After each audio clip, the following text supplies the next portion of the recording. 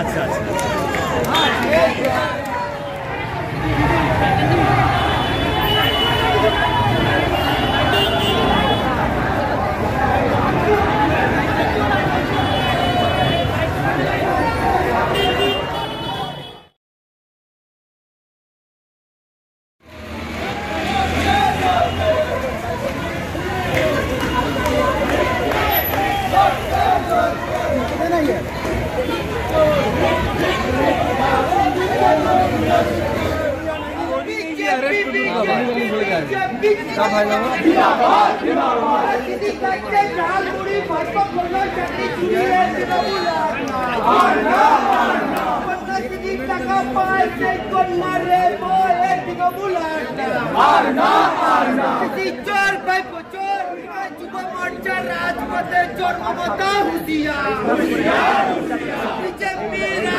বিচারের জন্য আমরা দরকার হলে সুপ্রিম কোর্টের জন্য যাব এবং সিবিআইকে দিয়ে এনআইএকে দিয়ে এই তদন্ত করব। যেখানে নারীরা সুরক্ষিত নয় সেখানে দেশের ভবিষ্যৎ কিন্তু সুরক্ষিত হতে পারে না।